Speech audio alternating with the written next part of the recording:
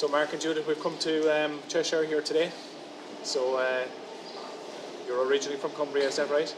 Yeah, we're originally off the west coast of Cumbria.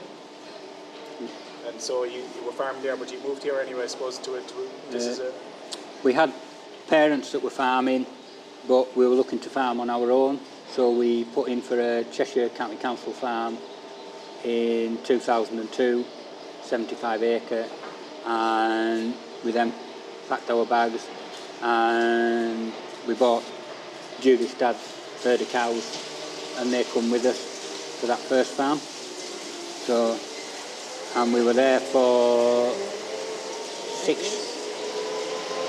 from 2002 till 2008, and then we put in for Townfield Farm, and we came here in 2008 to 165 acre, and we're now farming about 260 acre with 150 milk cows and 150 young stock.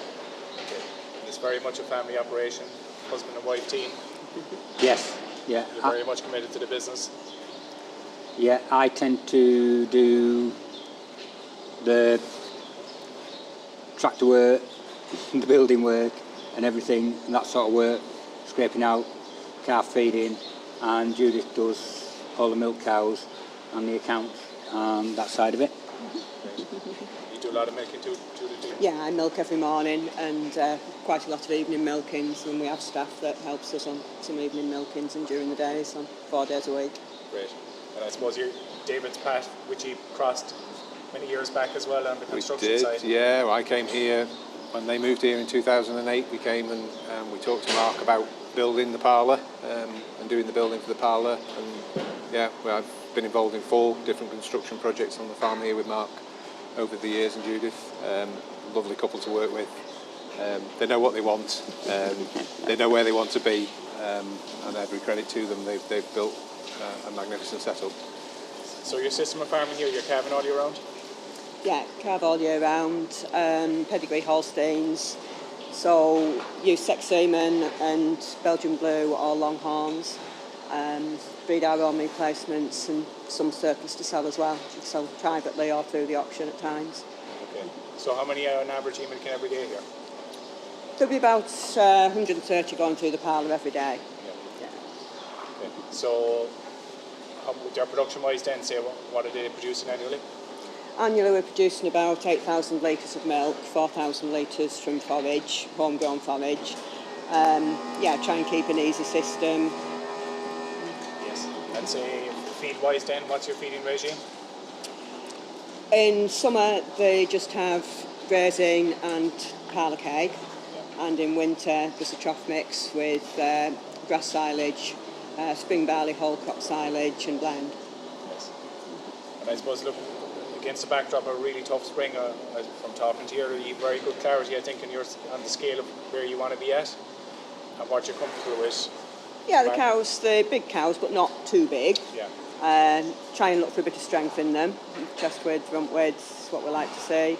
Good udders, good legs and feet, and just an easy managed cow. Yeah. But I also like a nice cow. Yeah. And I suppose, Mark, you were on about the robustness of your system, and like you don't have ambitions maybe to go to 300 cows or 250. You're comfortable where you are. You have reasons for that. Yeah, when we came here, we thought 200 cows. We had got plans to put another shed on the other side of the parlour, but it's staffing levels and managing it all, and forage and that sort of thing. If you've got young stock, if you're all just flying herd, everything you've got's got to be really good. Whereas now we're getting a little bit short of silage.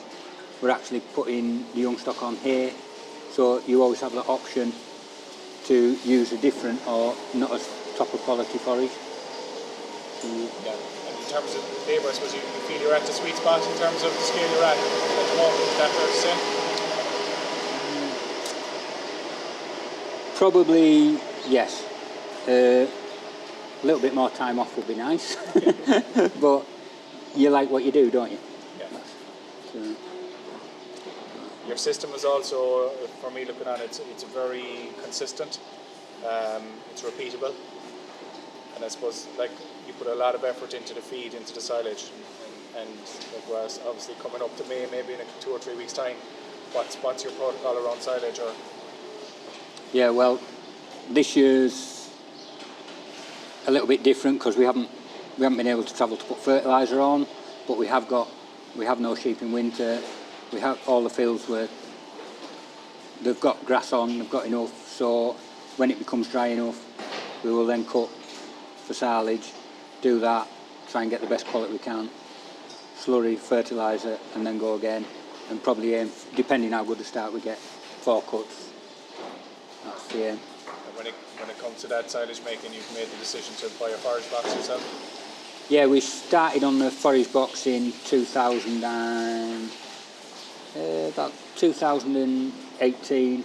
We got a contractor in because we did first cut and then it come really dry, and I couldn't justify picking it all up with the self-propelled and a team, but I wanted to cut it because I knew as soon as it rained it was all going to go to head. So we then went to the forage box then, and yeah, we've sort of stuck with it since then, and the contractor, and we've slowly moved up, and we now have our own forage box as well. Okay, so you cut your own silage? Yeah, we cut it, do our own tedding. We used to get the contractor rake, but we've just bought our own rake this time. So yeah, we do our own picking up and buck raking, and the contractor will put a forage box on as well for land that's further away from home, so, or a neighbour. So I'd say obviously the silage is a key component of your diet. You want to have it right. Yeah, well, when you're going for half your milk off forage, you've got to try and get the best you can. We try our best, but it's usually the weather that trips you up somewhere. Yeah. Because on this land, we need rather more than, if it's been wet, we're reading rather more than 2 days. You know, you need a couple of days for it to dry out before you. And last year we weren't starting to get, the weather windows were a bit short. Judith, on the milking parlour, you spent a lot of time there. It's a big investment you made when you came. There was a big project there, I suppose. Yeah, it was, but you can't milk cows if you've not got a good parlour, can you? The parlour that was here, it had been extended and done things to, and was just time for a change. That we had to do something, and that's part of your farming, isn't it? It is, it's a critical part. So how many units or what did you put in at the time, or what's in there? It's a full wood 2020, quite a wide pit, plenty of room. Because we're all year round calving, and in summer they're all in one block, we went for a doubled up parlour, because sometimes you'll get low yielders in with high yielders because they're all in one group.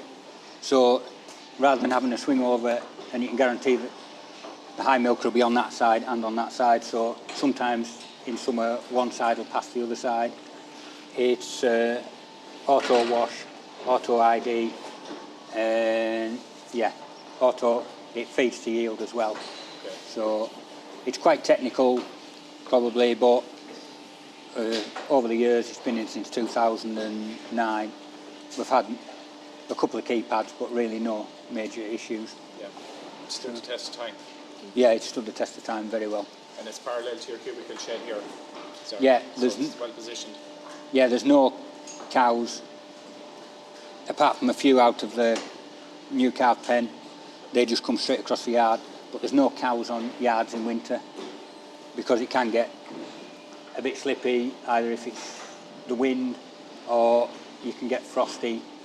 So they're always in the shed, so with less chance of anything slipping or that sort of thing. Okay, great. So So we, as we said, it was a really challenging spring, or has been and still is rain-wise. So again, we're in the start of the second week of April. What's your plan? Are you going to get cows out grazing, or what do you think is ahead of you? going forward, the cows will go out at some point, but I can't really see it. We've got enough silage till the 1st of May, so I'm hoping last week of April the cows will go out. But if I can get a dryish window, I have some drier fields with grass on. So it might be a case rather than turn the cows out, go with the forage wagon and the mower and fetch some back in that way, just to help. Maybe just to finish, would you have any message or words of advice for young couples looking to start out in farming, maybe that don't have a lot of backing maybe, but have a dream and an ambition? You just got to work at it, haven't you? That, Yeah. So, if that's what you really want to do, then you find a way of doing it somehow. yeah, you just, But you've got to be committed. yeah. I think you had a vision and a plan of where you wanted to be. That was the secret to it. Yeah. You knew how many cows you wanted to milk. You knew what sort of a parlour you wanted, and you knew what infrastructure and buildings around you were going to make that happen. And I think that's been the key to your success. I think over these years that you've known, both of you have known exactly what you wanted. Yeah, when you think back, the county council farm and this farm, on the viewing day when we walk round, you have a gut feeling that this is right. We can do something here. And we looked at other farms. Yeah, we viewed other farms and knocked into them. And you don't get that feeling. Okay. So you sort of know when you walk around the farm whether it's The right one for you. the right one for you. Yeah, the gut feeling was right for it. Yeah. Yeah. But you had a track record, I suppose, again, which is key. Yeah, we had a track record when we came to this farm. Both the other farm was very tidy, you know, wasn't full of weeds or anything, so that looked well. We'd entered a few competitions, such as Cheshire Farms competition. We'd entered Cheshire Grassland competition, silage competition. It all goes to get you noticed for the next jump. And then also when we came to this one as well, when the trustees of this place come to look round, the farm was tidy and clean. And then also the books look well as well. Yeah. So yeah. No, fair play. Look, congratulations on your success, and there's a lot of hard work obviously gone in, but we can see the fruits of your work anyway, so well done on that.